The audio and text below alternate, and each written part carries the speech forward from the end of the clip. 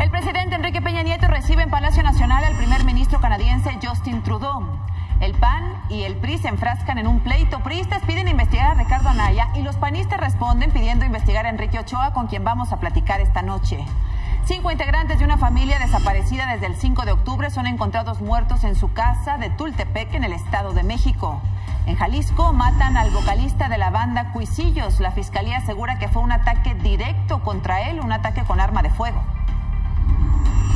Corazón, no seas tan necio, ya ha pasado mucho tiempo, ya déjala salir. Lo que no sirve de nada, el llevarle serenata y flores a su jardín.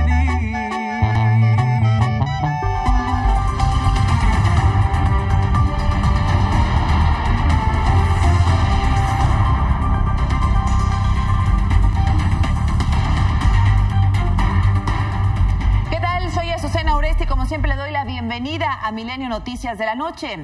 Hoy por la tarde el canciller Luis Videgaray recibió al primer ministro de Canadá Justin Trudeau en el hangar presidencial para iniciar una visita oficial de 2 días en nuestro país. Uno de los temas que se abordan es sin duda el Tratado de Libre Comercio de América del Norte. Más tarde, el primer ministro, acompañado de su esposa Sophie Gregory, se dirigió al bosque de Chapultepec, donde depositó una ofrenda en el monumento a los niños héroes. Después estuvo en las instalaciones de la Cruz Roja en Polanco, donde ayudó a armar algunos paquetes con víveres que serán destinados a damnificados de los sismos del mes pasado en diversas partes de la República.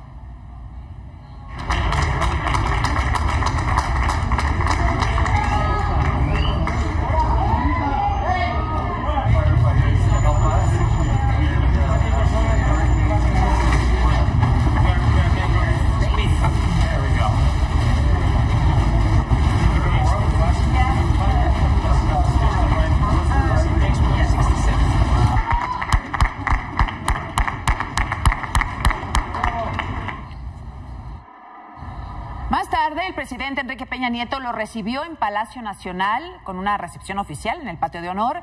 Se reunieron de manera privada para después dar una conferencia a medios de comunicación, conferencia que terminó hace unos 20 minutos. Ahí aseguraron que ambos gobiernos trabajan en la renegociación del Tratado de Libre Comercio en pro del objetivo común, tener una ganancia justa para los 3 países participantes.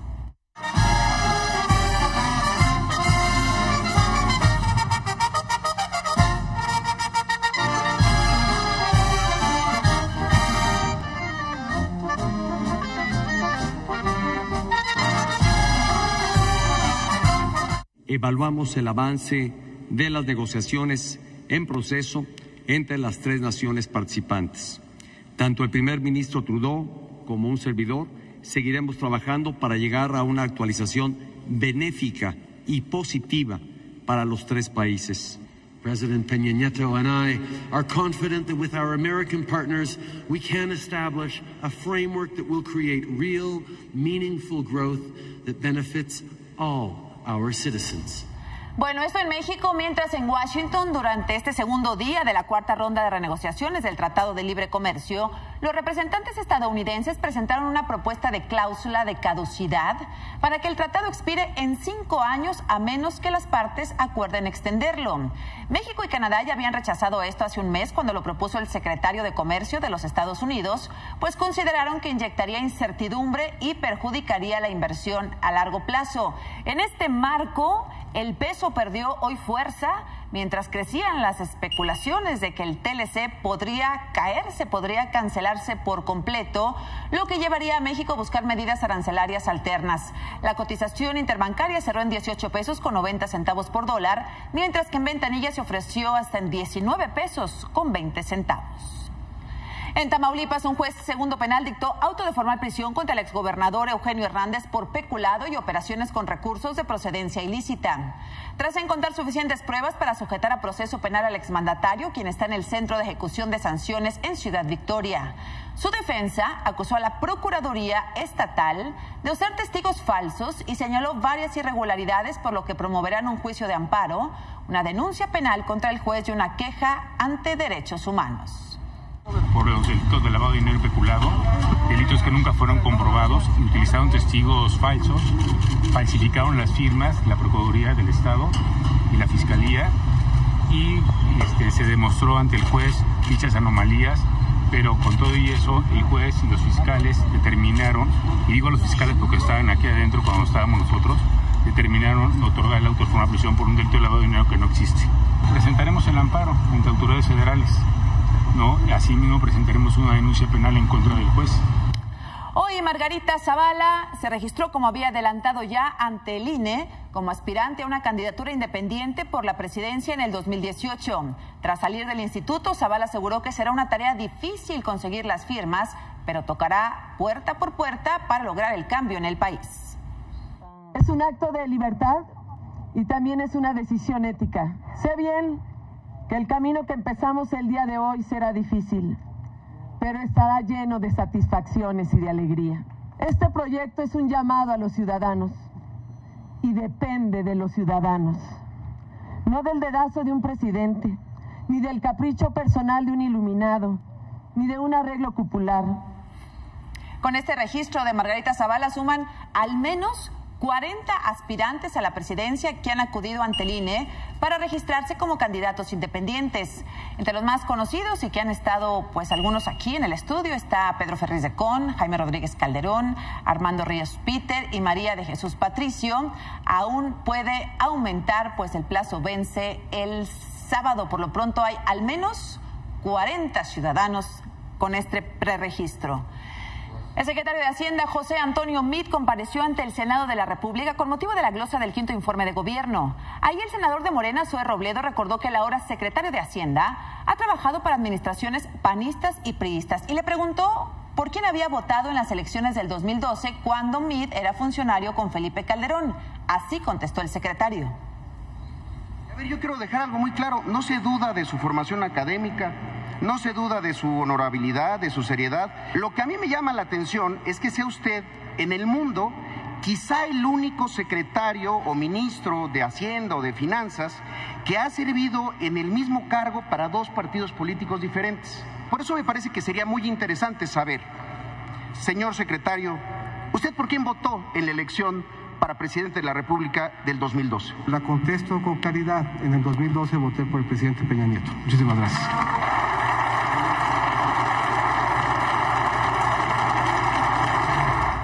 Así respondió el secretario de Hacienda, José Antonio Meade.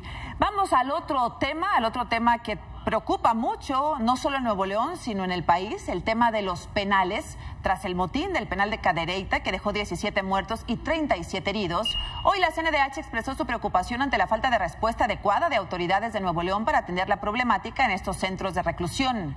En un comunicado informaron que visitadores adjuntos, en coordinación con la Comisión Estatal, acudieron al Cerezo para constatar esta situación.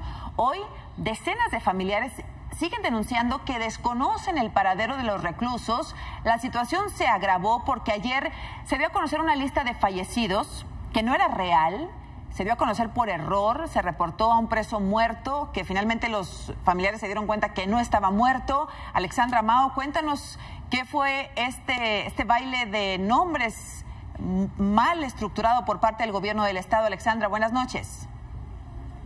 Azucena, ¿qué tal? Muy buenas noches. Te saludo con gusto desde el exterior del penal de Cadereyta, en donde, como bien lo mencionas, se dio una cifra y después se actualiza por parte de las autoridades estatales en torno a las personas fallecidas y lesionadas tras los disturbios registrados a la medianoche de lunes. Incluso, horas después de estos disturbios, salió el vocero de seguridad, Aldo Fassi, y dio una lista de nombres. Primeramente, se había hablado de 13 personas fallecidas y aproximadamente 31 lesionados. Sin embargo, la cifra asciende a 16 y se dieron una serie de nombres. A continuación escuchamos al vocero de seguridad, Aldo Fassi, quien menciona esta lista de fallecidos y personas lesionadas.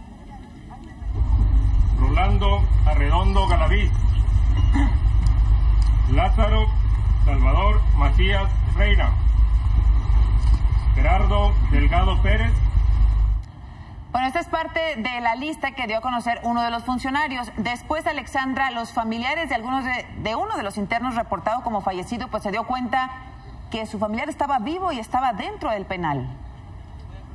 Así es, Azucena, el día de ayer se dio la orden por parte de autoridades penitenciarias de que los familiares de los internos de este centro penitenciario podrían accesar por espacio de 5 minutos en grupos de 5 en 5. Después se dio la orden ante una situación que se sale de control de que pasaran grupos de 25 a 30 personas para verificar que sus familiares efectivamente se encontraran en buen estado de salud.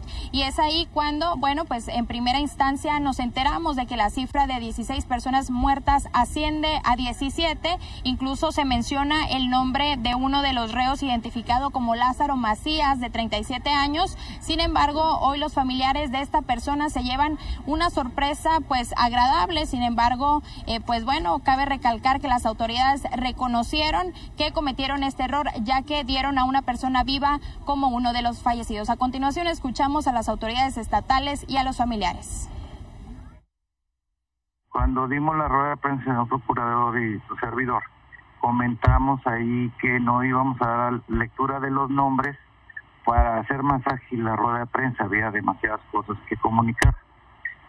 Indebidamente había otra lista donde había un nombre, esta persona, identificando a un calcinado. Nosotros dijimos en la rueda de prensa que había 2 personas sin identificar, sin embargo la lista entregamos con uno más identificado. Fue un error. El gobierno del estado pide una disculpa, yo a nombre propio también, porque yo estaba ahí. Entiendo perfectamente la angustia que padeció la familia de esta persona. Ahorita nos dieron la oportunidad de entrar a ver a mi esposo. ¿Cuál fue mi sorpresa? Que estaba esperando a que subiera mi esposo para verlo y dicen el número de interno de mi cuñado y me arrimo con el celador y le digo que ¿por qué? Si se supone que él ya falleció. Me dicen que no, que él está vivo. Me llevan a un área donde está, que le llaman la herradura y ahí está él, está muy golpeado. Era él, me enseñan un cuerpo calcinado que posiblemente era él, pero a la hora que yo veo nuevamente, pues simplemente uno conoce a sus familiares, ¿verdad? Y no, definitivamente no es. Nos mandaron las pruebas de ADN y nos dieron cita para... Pues pide el gobierno, Aldo Fassi, una disculpa por el error, pero... Vaya horas que les hicieron pasar a los familiares.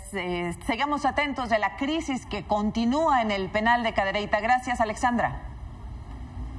Gracias, buenas noches. Gracias. En el Estado de México, 5 integrantes de una familia fueron localizados muertos, semienterrados dentro de su domicilio en Tultepec.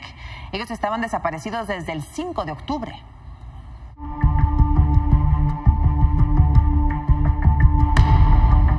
La noche de este miércoles fueron encontrados los cuerpos de 5 integrantes de una familia semienterrados en el patio de su propia casa, ubicada en el fraccionamiento Hacienda del Jardín 2, en el municipio de Tultepec, Estado de México.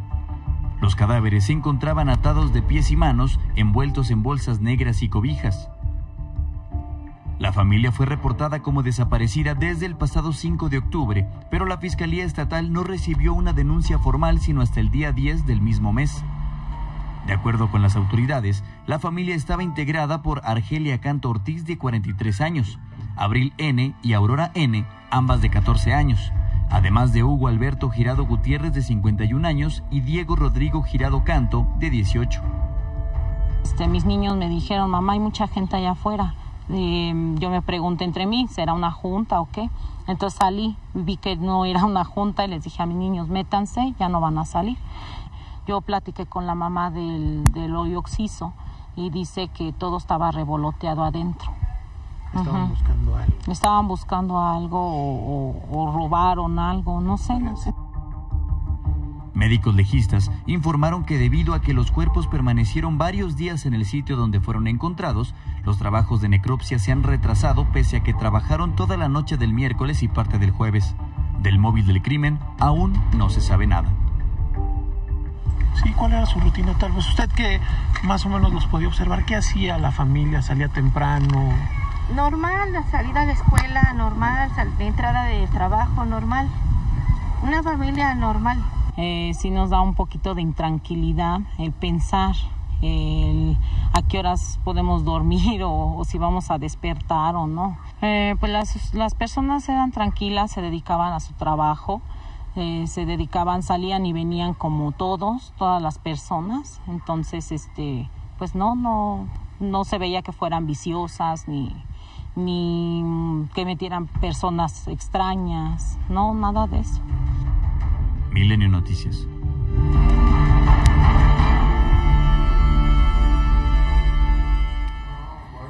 El día de hoy, algunos ciudadanos aquí en la Ciudad de México reportaron que escucharon la alerta sísmica en Avenida Cuauhtémoc, esquina con Avenida Chapultepec, por ejemplo, lo que provocó la evacuación de un inmueble.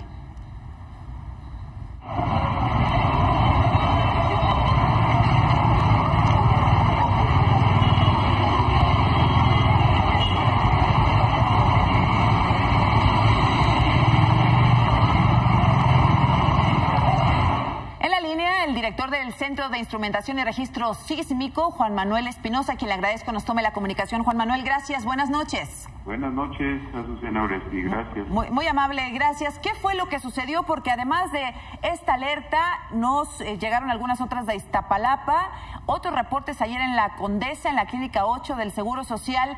¿Qué es lo que sucedió, Juan Manuel?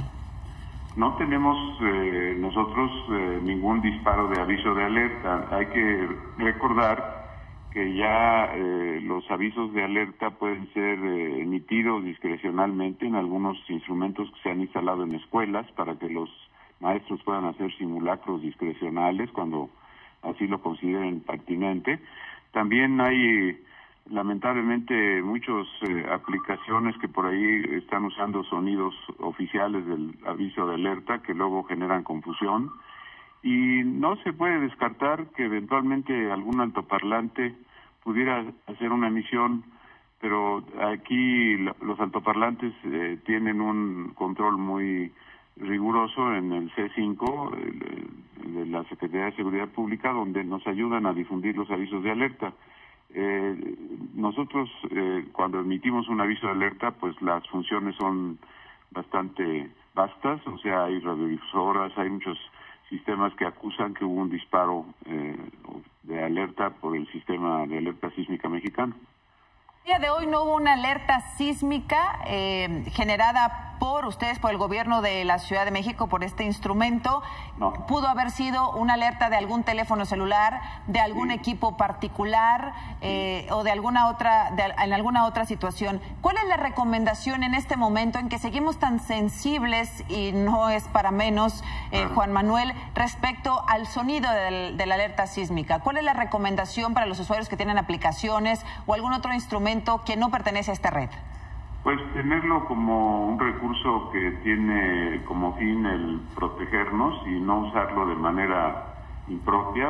Estamos muy expuestos, hay muchas llamadas al 911, hay muchas llamadas a los teléfonos de emergencia. Entra dentro de este género de actividades ilícitas y de gente que hace una broma, pero realmente debemos de reflexionar que no es conveniente jugar con este sonido, que la gente le tiene ya mucho respeto. Así es, pues le agradezco mucho la aclaración. Nos llegaron varios correos, algunas llamadas y tweets, y queríamos clarificar que no hubo un disparo accidental como sucedió 24 horas antes del sismo del 7 de septiembre, Juan Manuel. Sí, hubo una prueba, en esa ocasión C5 estaban haciendo algunos ensayos de sus sistemas que son muy vastos, hay más de 10,000 altoparlantes vinculados y se manejan por segmentos y estaban probando hay archivos de audio que no son audibles, y en esta ocasión parece que se equivocó alguno de los operadores y pusieron el sonido normal de alertamiento, y bueno, eso causó aquella alerta. Gracias, Juan Manuel Espinosa. Buenas noches. Buenas noches. Gracias, buenas noches. Ya 23 días justamente del sismo del 19 de septiembre, el Consejo Ciudadano de la Ciudad de México informó que han recibido 4 denuncias de fraude por parte de falsos arrendadores en la colonia Narvarte y del Valle. Según los denunciantes, en 2 de los casos robaron 6,000 pesos a damnificados que depositaron 2 meses de renta adelantada, pero al acudir al lugar no existía el inmueble o estaba rentado por alguien más. Los anuncios fraudulentos se hicieron en metros cúbicos o en segunda mano. La Administración Federal de Servicios Educativos de la Ciudad de México informó que el domingo se concluye la revisión de escuelas y a inicios de la próxima semana se inicia la demolición de un total de 9 planteles por los daños mayores que presentaron. También detalló que para mañana ya se suman más de 1,000 escuelas que retoman las clases. En cuanto a escuelas, el derrumbe, le decíamos, será en los próximos días, pero en cuanto a edificios en general, el gobierno capitalino ya inició ayer con la demolición. ¿Cuáles son los pasos para estas demoliciones? Primero, se analiza y estudia la topografía del sitio. Después, Personal de la Comisión Federal de Electricidad retira el cableado y los postes. Ahí Protección Civil determina si los inquilinos del edificio pueden acceder al edificio a sacar artículos personales. Luego se desmantelan las cancelerías y retiran los vidrios, al igual que la fachada. Posteriormente, piso por piso, se efectúa la demolición con martillos neumáticos, compresores, cortadores a base de gas y oxígeno, y finalmente las retroexcavadoras quitan el escombro del lugar. Es el proceso que inició justo hoy en el edificio de Concepción Beistegui y Yácatas de la colonia Narvarte. Este edificio, recordamos, tenía 4 pisos, 8 departamentos y más de 50 años de antigüedad. Desde ayer, topógrafos levantaron información para calcular la inclinación de losas, muros y fachadas de la Comisión Federal de Electricidad. Acudieron también a cortar las líneas de energía. Así se veía antes del sismo, así se vio cuando lo sacudió el sismo, y así está ya en preparación para iniciar el proceso de demolición que le decía empezó hoy con la presencia de las cuadrillas de la Comisión Federal de Electricidad para revisar cableado y postes. En el caso del Colegio Repsamen, ayer le dimos a conocer la versión del exabogado de la dueña y directora Mónica García, quien tomó la decisión de cambiar de defensa luego de que se le propuso crear un fideicomiso para indemnizar a las familias. Hoy el nuevo defensor pide que se le investigue y se le trate de manera justa.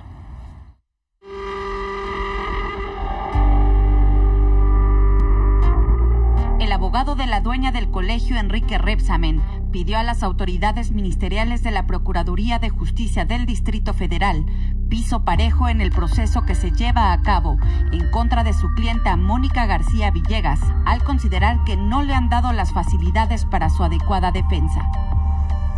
No, la petición es que nos citen, que nos den acceso a las carpetas de investigación, que nos permitan presentar una defensa adecuada, como lo marca la ley, y que obviamente nos permitan entrar por la documentación. Pero ¿cómo lo pedimos si no nos citan? Pues voy a tener que meter otro escrito diciendo, oye, cítame. Coelho aseguró que dentro de las instalaciones del colegio que se derrumbó durante el sismo del pasado 19 de septiembre se encuentran los documentos originales para demostrar que fue en 1983 cuando la delegación Tlalpan autorizó la construcción de los edificios que colapsaron, provocando la muerte de 19 alumnos y 7 adultos. Que el 31 de agosto de 1983, la Oficina de Planeación Urbana de la delegación Tlalpan, a través de la sección de licencias de construcción, que es esto, emitió el permiso de construcción en el terreno ubicado en Rancho Tamboreo número 11. Ahora, la profesora no construyó, la que construyó fue la mamá y el papá, fueron los fundadores de la escuela. Pero tampoco ellos construyeron, ellos contrataron a un arquitecto muy conocido, que es el ingeniero Max Betancourt Villaseñor.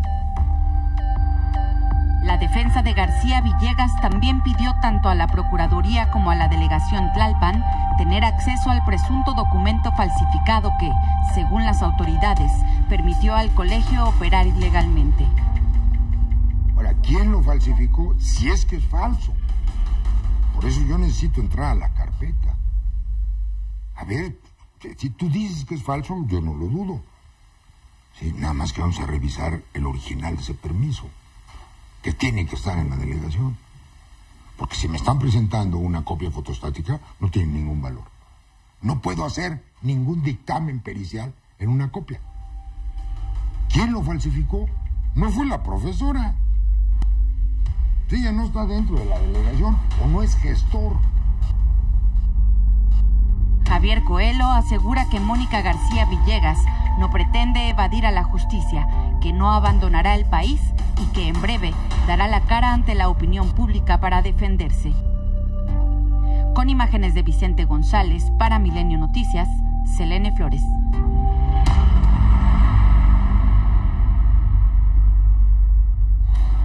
En Oaxaca, el secretario de Gobernación, Miguel Ángel Osorio Chong, entregó apoyos en el municipio de Reforma de Pineda a hija de González, una niña de primaria.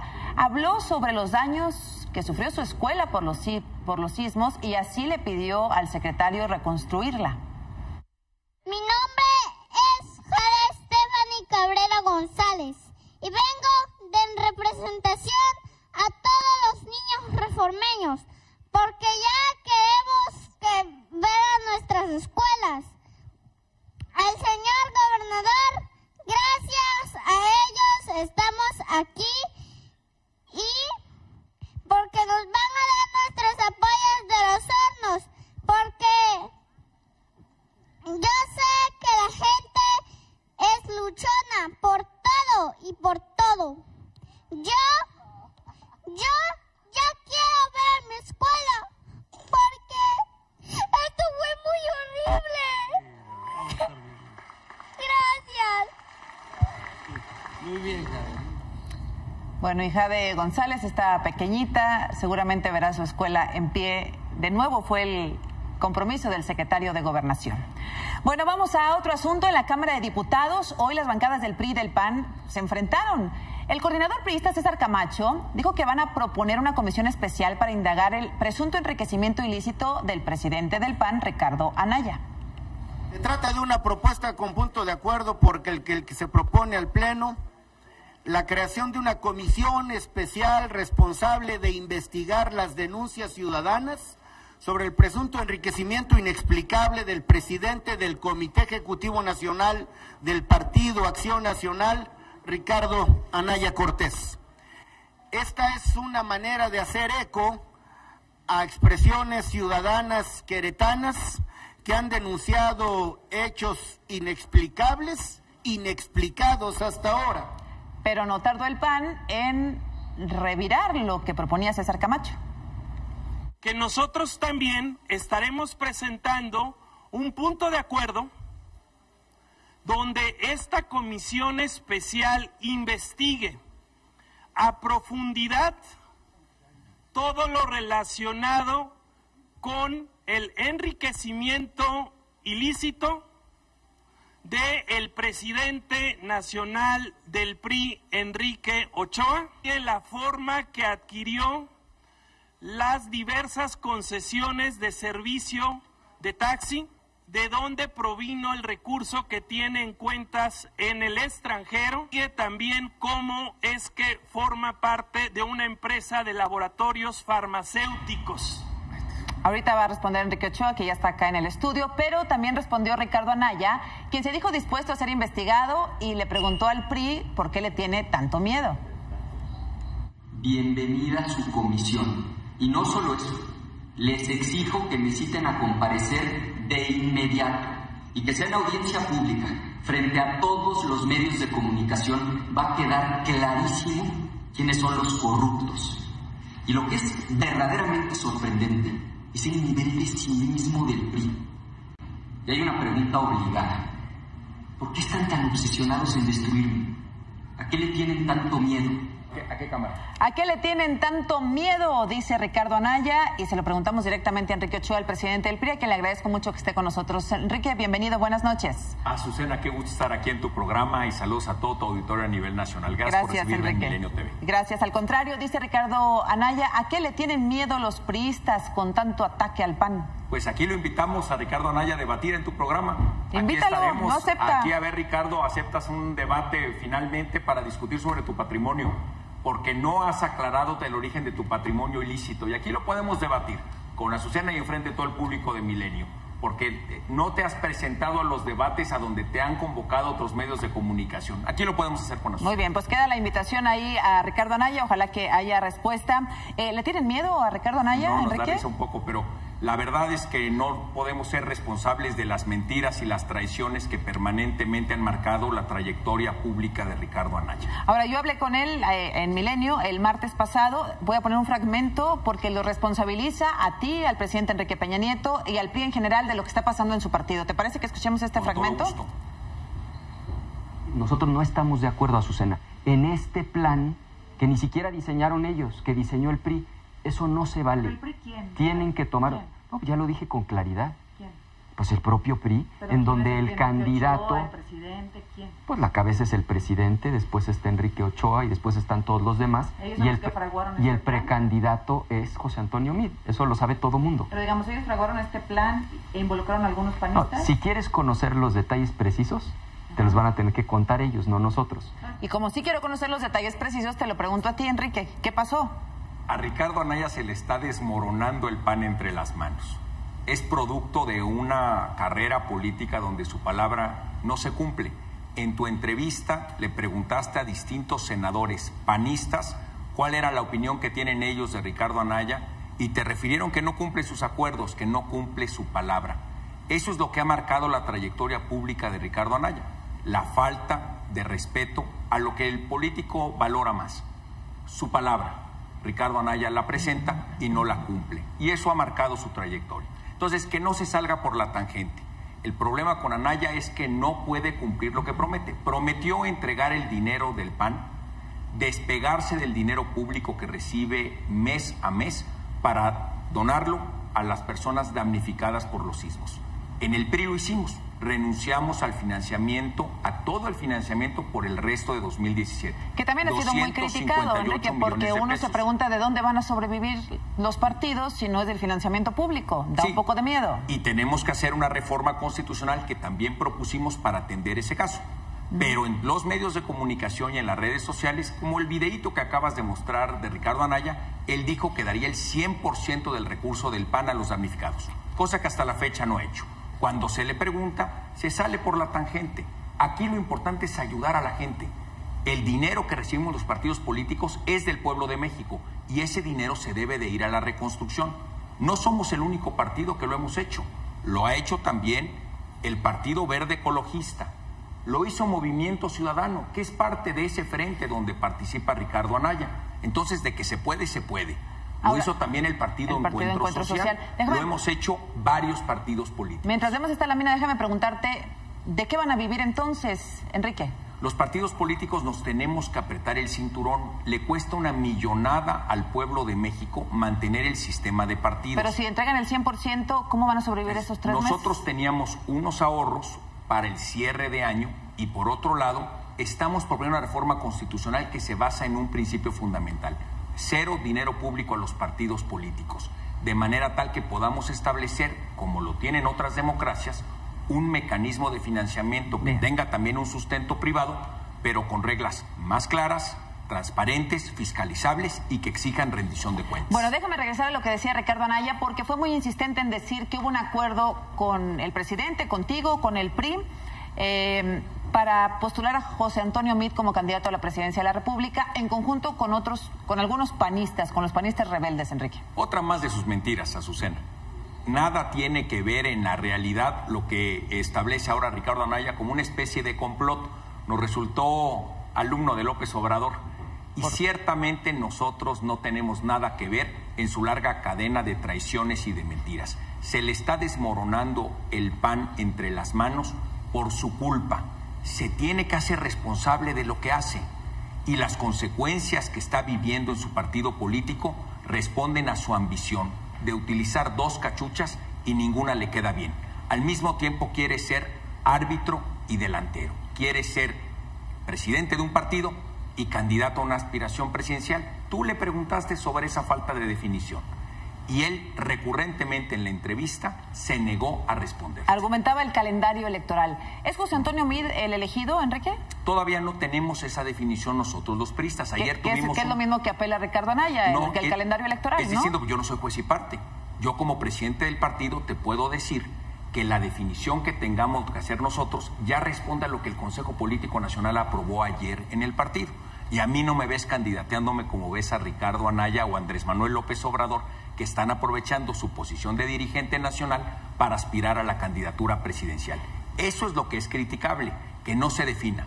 Porque cualquiera de las 2 cachuchas, bueno, válido, pero las 2 al mismo tiempo es tomar una ventaja y eso es lo que está generando la división en su partido político. Ahora que mencionas este consejo en el que está integrado el presidente Enrique Peña Nieto, muchos lo han traducido como el regreso del dedazo. Bueno, si es que alguna vez se fue, ¿el presidente va a tener la última palabra en la elección del candidato presidencial? El presidente de la República será central en la definición de nuestro candidato a la presidencia. Y por otro lado, nuestros estatutos, nuestros documentos básicos establecen que la participación del presidente en los órganos colectivos es deseable. Y así está establecido. ¿Elige el presidente al candidato del PRI? Es central en la decisión, pero no es el único. Tenemos toda una serie de procedimientos y precisamente el Consejo Político Nacional en la sesión de ayer ya me autorizó a iniciar las conversaciones con los partidos políticos con los que tenemos encuentros ideológicos para establecer las candidaturas comunes, las alianzas y las coaliciones dependiendo de las distintas legislaciones electorales en el país. Te lo pregunto también porque Ivonne Ortega, una de las más activas priistas, ha dicho que el PRI tiene que definirse ya por el dedazo o por la democracia.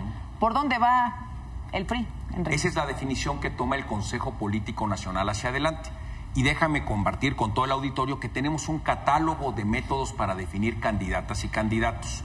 Uno de ellos es la consulta a la base, otro es la convención de delegados y otro es a través de establecer una comisión que permite hacer la compensación para incorporar la mitad de las candidaturas para las mujeres, que es un mandato que tenemos en la Constitución.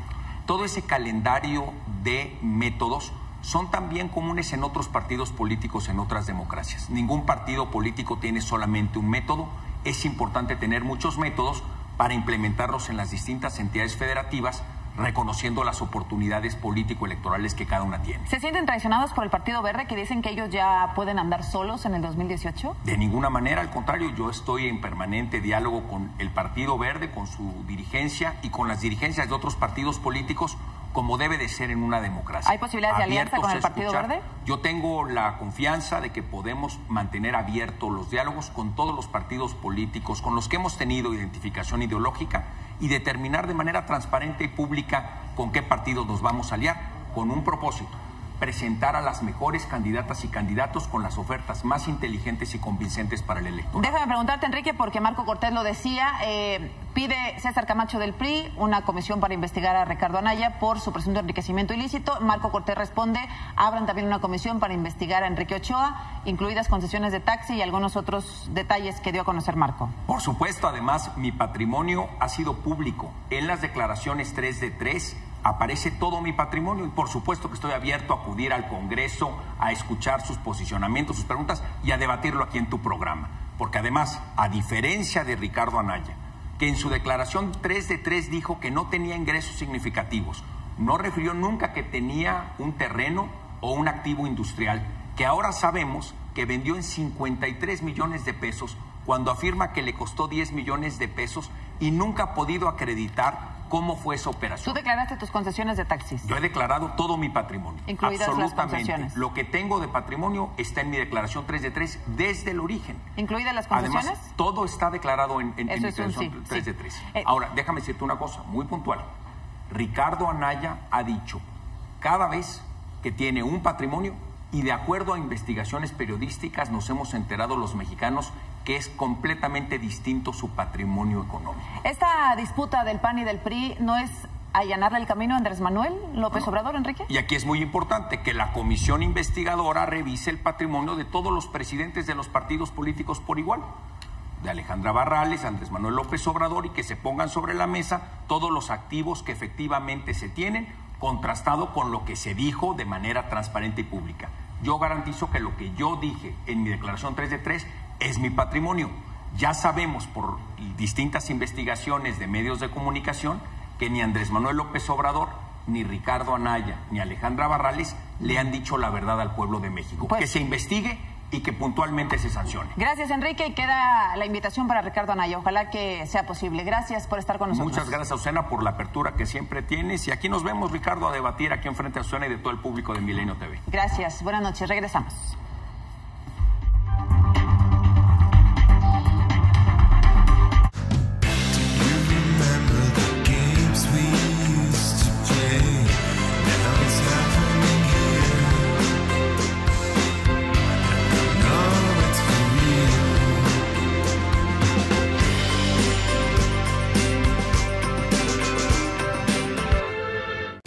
Si marcamos la frontera entre las aguas de México y las de Estados Unidos en el Golfo de México, verás que allá hay más plataformas porque se asocian con otras empresas. Ahora en Pemex estamos haciendo lo mismo para producir más y generar muchos beneficios para México. Somos un nuevo Pemex y tenemos la energía. Nuestro primer viaje en carretera, los tres juntos. Algo anda mal.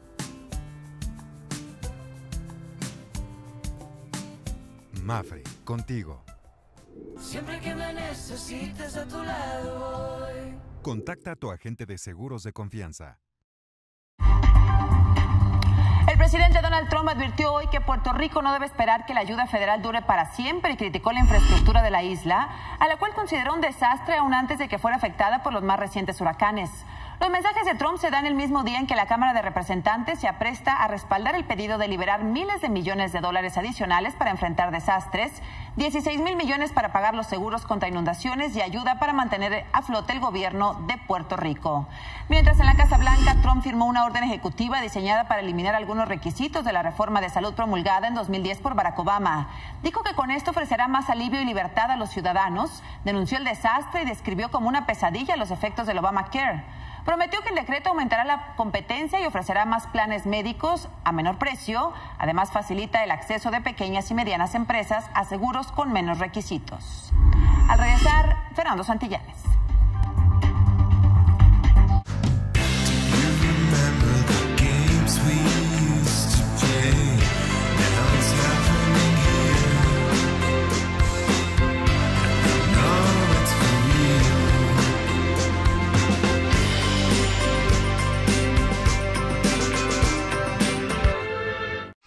Días de gran venta especial en Sears. Solo viernes 13, sábado 14 y domingo 15 de octubre. Compra con hasta 20 mensualidades sin intereses, más hasta 20% de descuento directo, o hasta 25% de descuento directo, o hasta 30% de descuento directo pagando con tu crédito revolvente Sears. Sears me entiende.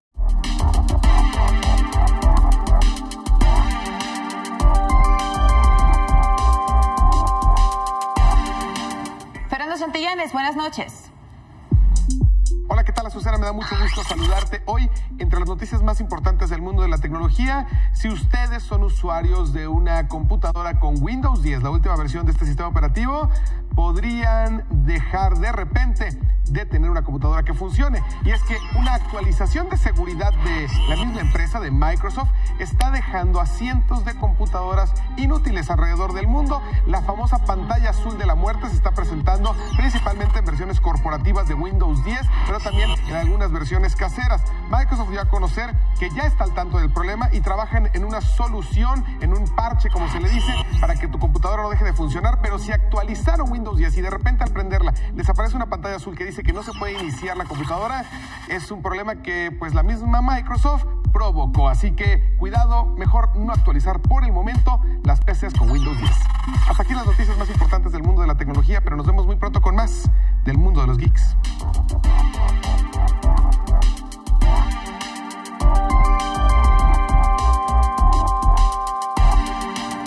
Se queda ahora con Carlos Marín y el asalto a La Razón. Así la historia de este jueves 12 de octubre. Gracias por su atención. Mañana aquí Roberto López. Yo lo veo el lunes. Que descanse.